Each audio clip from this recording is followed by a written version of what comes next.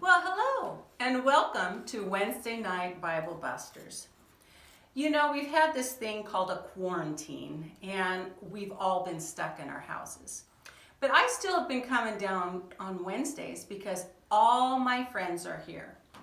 You see, we made self-portraits, and I'm able to sit down here with all my little guys and just enjoy them.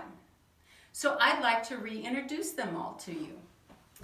First, we have Malachi here. And you see, yes, they all have Band-Aids on them. Let me explain these Band-Aids. So we talked about in the Bible how God and Jesus heals us, both physically and emotionally and spiritually. So we went through many lessons throughout the Bible, and it talked about different ways that God had healed us. So like you'll hear John 9, 1 through 12, or Mark 7, 31 through 37. So when you look at their self-portraits, be aware that these are things that God did or Christ did to heal these children. Now, I did ask that they all make a self-portrait, so you'll see that they all put a little bit of self into them. This is Malachi. I'd like to introduce you. He will be going up next year to Miss Christie's class, and he is very excited about that. But Malachi also has become a leader in the class. He loves being in charge and helping all the kids in what they do with their projects. He has shown great determination and self-control, enabling himself to help others, and he has grown so much this year, and I'm so proud of Malachi. And as I move around, I would like you to meet Silas. And Silas is a love. He just loves everybody, and his energy is totally out there. But once I get Silas zeroed in on his project, he does a wonderful job. And if you notice, he does love. He loves everybody. And he is there to help people, and he enjoys people. And he's like this little magnet because all the kids are drawn to him. Oh, and they're not drawn to me. So I have to bring the attention back to me several times, but it never bothers me because Silas is a little bit, we'll have to ask Jared and Callista, the class clown. But yes, we all know that.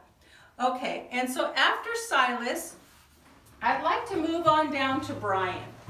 Brian was the last addition we had to the class, and I have to tell you, what an absolutely wonderful addition he is. He is one of the nicest, most obedient, and the teacher's dream child I have ever had.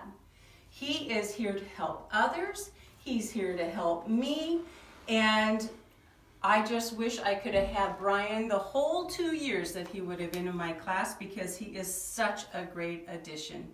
And I know that his grandmother and grandfather have to be so very proud of him.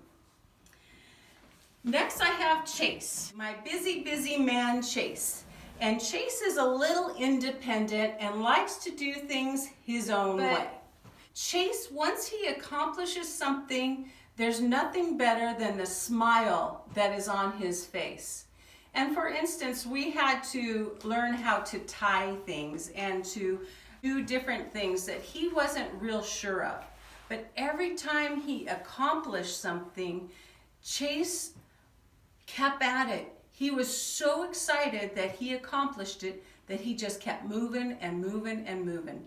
And nobody thrives on one-on-one attention like Chase. And I wish I could have just had a whole hour. Well, he doesn't know it. I have spent whole hours down here by myself with him, but he doesn't know I was interacting with him. So Chase, I love you, I miss you, and I hope I get to see you again this next year. Next to Chase, we have Valerie, and Valerie is Chase's sister. Valerie is touch of a perfectionist. And she loves doing our crafts and things. And she will spend extra time. She'll skip snacks. Nope, snacks mean nothing to her because she wants to finish her project. She gets great pride in what she does and what she does to help others. So she won't be just focused only on her project. She's more than willing to help other people. And the thing about Valerie is she's one of the youngest kids in the class, and yet if you look at her project, you can see how much she enjoys just finishing it and doing it right. And she's so focused that sometimes she doesn't even notice other people in the room. Oh my, now we have Micah. And the reason I say that is because Micah does nothing but bring a smile to my face. Micah is the happiest soul, and he wants nothing better than everyone else to be happy in here. And it may hurt the work he gets done, but he's going to make sure everybody has everything they need. And there's nothing I love more than having a young man so loving and so wanting to help everybody. But I do also have to say, Micah, when I do memory work or anything like that, he has got it down to a T. He wants me to read out of his Bible. He wants me to show that he loves God and he knows the scriptures that we read and he knows his books of the Bible, and I am so proud of this young man. And last but not least, I have little Miss Avery. And I've had Avery for a couple years now. And Avery is like her picture. She's kind of like a rainbow. She just warms your heart when you see Miss Avery. And I really, even though I've been visiting her on Wednesday and she doesn't speak back to me, the problem is she doesn't hug me back either. Because I miss Avery hugs and I miss her being on my lap and telling me that she misses Miss Toni. So I want to know everything Avery has done while we've been apart because I know that she has been so full of life and so full of love. So I'm so glad you got to visit me in my class, and oh yeah, most people know that I like to have a little bit of fun. So while they haven't been here, I have been having tons